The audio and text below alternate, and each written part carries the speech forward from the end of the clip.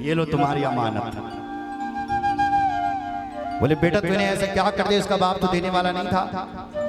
पता चला प्रतिज्ञा करी, बेटा तेरी गति कैसी होगी, अपुत्र से गति नास्ती, पुत्र के बिना तो गति नहीं होती है। स्वर्ग नहीं बचा, स्वर्ग नहीं मिलता तुझे, कैसा स्वर्ग मिलेगा, तेरी गति कैसी होगी। तो पितामह ने कहा पिताजी मुझे ऐसी सस्ती गति नहीं चाहिए जो पुत्र के हाथों से हो। पिताजी मैं तो इतने बड़े सत्कर्म करूंगा, इतने अच्छे अच्छे सत्कर्म करूंगा इन हाथों से कि मैं अपनी मुक्ति के द्वार स्वयं अपने हाथों से खोलूंगा। मुझे ऐसी सस्ती मुक्ति नहीं चाहिए कि पुत्र के हाथों से हो। पिताजी प्रसन्न हो गए, अपने बेटे को वरदान दे दिया, बेटा मैं तुझे वरदान देता हूं, जब तक तू नहीं जाएगा तब तक तेरी मौत ही नहीं होगी। इच्छा मृत्यु का वरदान मिल गया। ताली बजाओ, जोर से बजाओ, बोलो जय श्री राम। शांतनु के दो पुत्र हुए थे, चित्रांगद और विचित्रवीर्य, लेकिन युद्ध में दोनों मारे गए। जब लड़ाई हुई तो दोनों मारे गए। पितामह किसको तो बचाते, लेकिन उनका विवाह हो गया था काशीराज की बेटी से। दो उनकी पत्नी थी, अंबा और अंबालिका। अब क्या होगा, पितामह तो राजा बन नहीं सकते, लेकिन जो उसके पुत्र हुए थे सत्यवती देवी के, वो दोनों मर गए शांतनु के। अब क्या होगा, व्यास जी को बुलाया गया।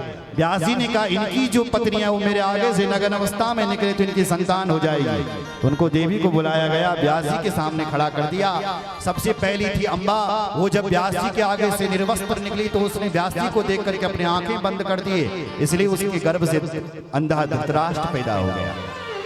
जब दूसरी देवी निकली व्यास जी के आगे से तो उसने व्यास जी को देख करके पीली पड़ गई, इसलिए पीलिया का मरीज पांडु पैदा हुआ। जब तीसरी एक दासी थी जो दहेज में आई थी, वो जब निकली तो निर्भीक खड़ी रही, इसलिए उसके गर्भ से धर्मात्मा विदुर का जन्म हुआ। सुन रहे, धृतराष्ट्र की दो पत्नियां थी, गांधारी और सौबली। गांधारी ने 100 पुत्रों को जन्म दिया। एक पत्नी और थी सौबली, उसने एक पुत्र को जन्म दिया जिसका नाम युत्सु। महाराज पांडु के भी 2 विवाह हुए थे, माद्री और कुंती से, लेकिन श्राप के कारण महाराज पांडु को शाप लगाएंगे, क्योंकि एक मृग का जोड़ा उन्होंने मार दिया था। कहा तुझ कभी स्त्री संग करेगा तेरे शरीर के टुकड़े हो जाएंगे। तो फिर कुंती के पास मंत्र था, कामद मंत्र, उस मंत्र की शक्ति से उन्होंने पुत्र पैदा कर दिया। वायुदेव धर्मराज का स्मरण किया, धर्मराज के अंश से युधिष्ठिर जी महाराज का जन्म हुआ। वायु का स्मरण किया, वायुदेव से भीम का जन्म हुआ। देवराज इंद्र का स्मरण किया गया, देवराज इंद्र के अंश से अर्जुन का जन्म हुआ। जो माद्री थी उसने, देवताओं में 2 डॉक्टर है, अश्विनी कुमार, ये डॉक्टर हैं देवताओं के, अश्विनी कुमार। इन अश्विनी कुमारों का स्मरण माद्री ने किया, इसलिए नकुल और सहदेव का जन्म हो गया। द्रौपदी आप जानते हैं कि ये साक्षात माया देवी। बोलो जय श्री राम। दुर्योधन साक्षात कलयुग का अवतारी है, कलयुगी है साक्षात। कहने का भाव मेरा ये था कि ये पितामह भीष्म सेवक पुत्र हैं। सेवक पुत्रों में नाम आता है हरिश्चंद्र के बेटा रोहित का। हरिश्चंद्र समो राजा न भूतो न भविष्य। हरिश्चंद्र एक ऐसा था जिसकी कोई संतान नहीं हो रही थी। सुनो जरा, और किसी ने कहा वायु देवता का तुम ध्यान करो, वायुदेव का। तो हरिश्चंद्र ने वायुदेव का यज्ञ किया, वायुदेव प्रसन्न हुए वरुण देव का। और वायुदेव कहा क्या चाहिए, बोले मुझे संतान चाहिए। बोले हमारे लिए क्या करोगे। हरिश्चंद्र ने ऐसा कहा, बोले महाराज आप पुत्र दे दो, और जो पुत्र पैदा हो जाएगा मैं उसी का तुम्हें बलि चढ़ा दूंगा। देखो कोई कहता है क्या, मेरा यदि पुत्र हो गया प्रभु तो मैं उसकी बलि चढ़ा दूंगा। मैं अपनी कथाओं में कहा करता हूं, अगर तुम बहुत प्रसन्न हो कभी तो किसी को वचन मत दीजिए, और यदि तुम बहुत क्रोध में हो, दुख में हो, तो किसी को श्राप मत दीजिए, क्योंकि एक जैसा समय हमेशा नहीं होता। लोग जब खुश होते हैं ना तो बड़े बड़े सपने दिखा दूंगा, तुझे हवाई जहाज पर उड़ाऊंगा, तेरे लिए कोठियां बनाऊंगा, तुझे वहां घुमाऊंगा। बोलो जय श्री राम। तो जब खुश हो तब किसी को सपने मत दिखाइए, वचन मत दीजिए, और जब तुम दुखी हो तो किसी को श्राप मत दीजिए, क्योंकि एक जैसा समय हमें हरिश्चंद्र ने गलती कर दी, वचन दे दिया। वरुण देवता आया, बोले तेरा पुत्र हुआ हरिश्चंद्र का, कहा इसका बलिदान करो, यज्ञ करो, इस पुत्र को मारो।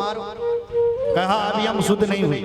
पुत्र के होने पर पिता 10 दिनों में शुद्ध होता है, लेकिन माता को शुद्ध होने के लिए 21 दिन लग जाते हैं। देवी भागवत में प्रमाण है, सुन रहे हो? कहा हम अभी शुद्ध नहीं। ठीक है बेटा, शुद्ध हो जा। शुद्ध हुआ, फिर कहा कर यज्ञ। बोले महाराज अभी मेरे बेटे का जनेऊ संस्कार नहीं हुआ, जरा यज्ञोपवीत संस्कार हो जाना चाहिए। ब्राह्मण के पुत्र का संस्कार 5 वर्ष की अवस्था में हो जाना। 5 वर्ष का बेटा तो बहुत छोटा होता है, इसलिए 8 वर्ष की अवस्था में यज्ञोपवीत होना चाहिए। नहीं तो, और क्षत्रिय की 12, वैश्य की 16, और जो चौथा वर्ण है उसको वो जनेऊ नहीं पहनता।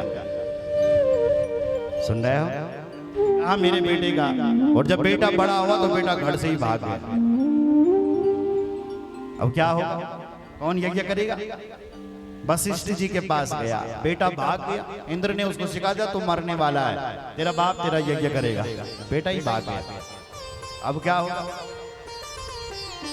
तो वशिष्ठ जी ने कहा कोई बात नहीं, किसी का पुत्र खरीद करके लाओ, उसको मारो। तो गया हरिश्चंद्र बाजार में, और एक ब्राह्मण मिल गया, उसके 3 पुत्र थे, उसने बीच वाला बेच दिया।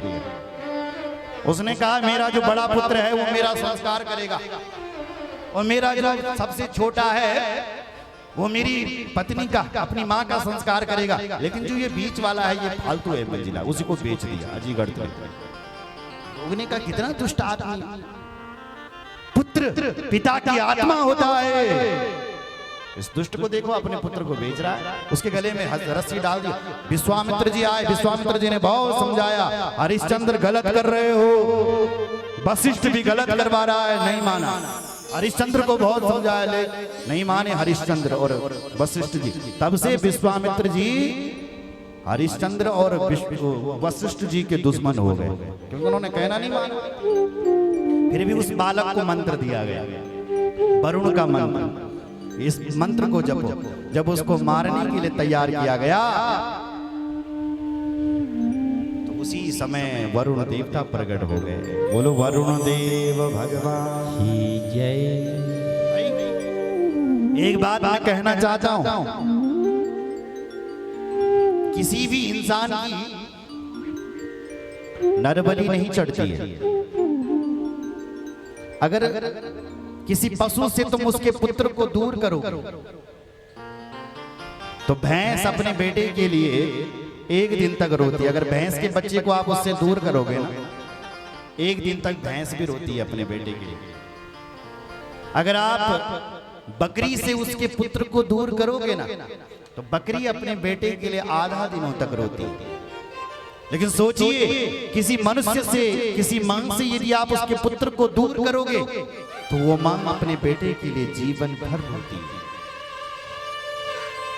अगर किसी मां से उसका पुत्र दूर हो गया किसी कारणवश, वो मां जीवन भर रोती है।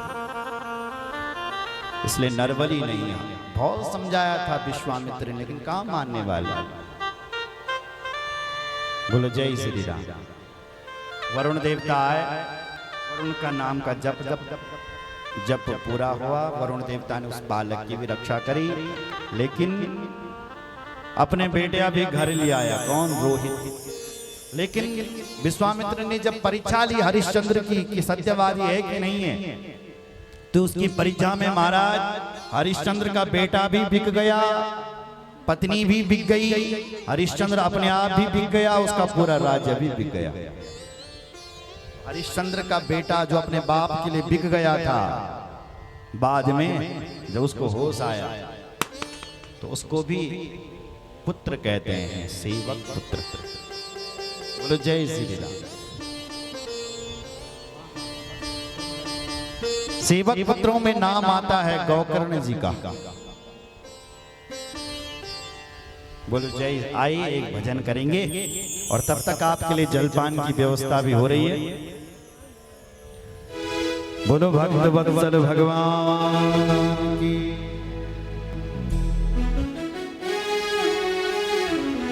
रामचंद्र भगवान की जय। सतगुरुदेव भगवान की जय। गंगा मैया की जय हो।